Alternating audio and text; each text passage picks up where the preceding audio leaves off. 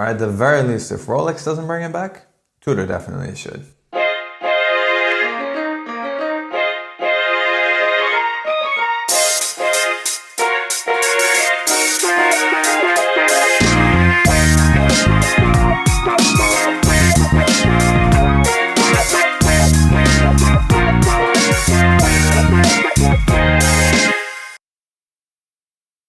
Hi everyone and welcome to Shaluso, and yes, today I'm talking about one of the historical Rolex watches that I think they should bring back. Now, to be fair, I know that Rolex doesn't really make a habit of bringing watches back. They're always going forward, admittedly at snail pace, but always going forward at the end of the day. They don't really do vintage reissues and stuff like that. For the most part, they leave that to Tudor. But I really think that, especially with the last couple of years that have been quite by the book, quite safe, not really changing nearly anything. They've mostly just been movement upgrades. I really think it is a good opportunity for them to bring back a model that was discontinued back in 2011 that I really think would help and would especially fit in sort of the current climate where everyone is clamoring over Rolex sports watches and then the Datejust as well. And that is the Datejust Turn-O-Graph. Now, the Turn-O-Graph itself traces its roots right back to 1953. In fact, it was actually the first commercially available Rolex available with a rotating bezel, preceding the Submariner and the GMT. Technically, the very first Rolex with a rotating bezel was the 1937 Xerograph. However, that wasn't really commercially available, so it doesn't count. And the interesting thing about the Turn-O-Graph is that over the course of its lifetime, it sort of took on a lot of different looks and roles. It wasn't really quite sure what it was. It started out actually looking very much to the Milgauss of the time. Then it also had an engine turn bezel for a while. And then finally they settled on making it look very much like the equivalent Datejust. It was essentially a Datejust with a rotating bezel. However, that rotating bezel played a huge difference. The rotating bezel was in fact what drew the attention of the US Air Force Thunderbirds, which is its sort of most popular association. And of course, being a Rolex, it had to have some history in professional use. And in this case, it was with the Air Force pilots for the Thunderbirds. And that's the first indication, I guess, that this is a watch that is generally a little bit more sporty and less formal than your regular Datejust. The Turn-O-Graph itself was discontinued in 2011, so it was actually part of the 6-digit reference era, which means you can actually get these with some very solid construction. And interestingly, they're generally priced a little bit less or about the same as the equivalent Datejust 36. In many cases priced a bit less because just not enough people know about these or really recognize that these actually give you a bit more than the equivalent Datejust. And the good thing is that also today's sponsor, Chronext, regularly stocks these Datejust Turn-O-Graph models in their inventory, and you can actually check the links in the description below to see what they currently have in terms of Rolex, and even use the discount code SHALUSO if you find something you like and want a little discount. But bringing it back to the watch at hand.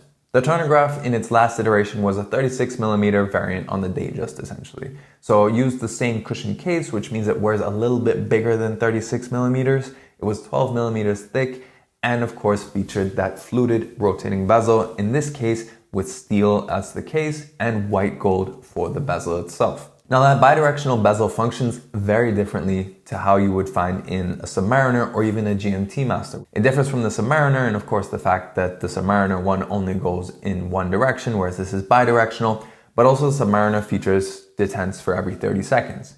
Meanwhile, this doesn't feature any detents. And that's also how it differentiates from the GMT. The GMT does it in those 48-hour increments across the bezel. Meanwhile, this, it just glides along. You can glide in either direction. And the good thing is that it's not loose by any means. You know, if you don't want to move it, it'll stay perfectly still, but you don't need to force too much effort. And more importantly, you can just be very precise. It lends itself to a little bit more, I guess, the laid back nature compared to these tool watches. So it does offer a lot of versatility, a lot more, for example, than the equivalent Datejust. In addition to that, compared to something like an Oyster Perpetual, which is generally billed as being a little bit more sporty than a Datejust, well, this feels a lot more premium. Interestingly, I actually filmed this Turn-O-Graph at the same time that I did the Oyster Perpetual 41 of the current generation.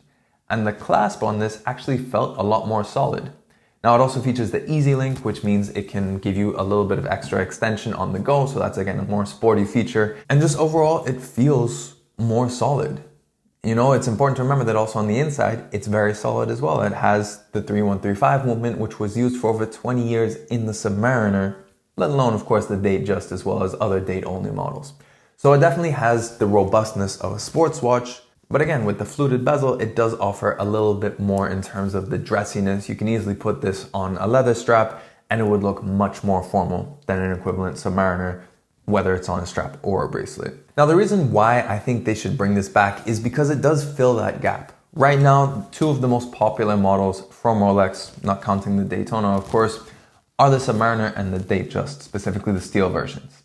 So by introducing this, they can take away a little bit of pressure from both of those collections, because currently those audiences are split. For the most part, the people that want something a bit more sporty, a bit more tooly, will go straight for the Submariner, whereas if they want a bit more of an all-rounder, they'll go for a Datejust, probably a Datejust 41. And that opens up the other opportunity, is I think they can introduce this back in a 39mm.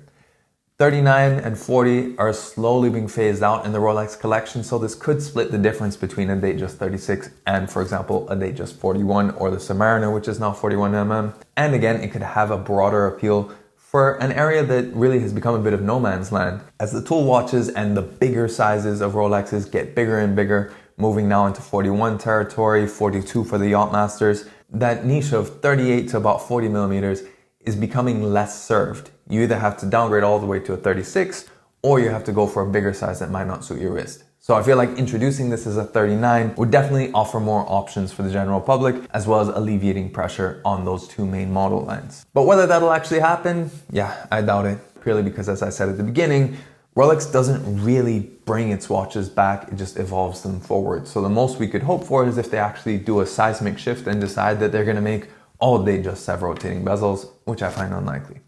Which means that your only option to get one of these great watches is pre-owned, and they do offer really, really good value compared to an equivalent Datejust 36. So especially if you're considering a Datejust, check out a Turn-O-Graph, because you'll get that little bit of extra functionality and you'd be surprised how these are priced relative to Datejusts. And on top of that, they do also offer some interesting colors in terms of the blue dials, the gray dials, and with that red seconds hand as well as the red date wheel. So it does add a little bit more fun as well.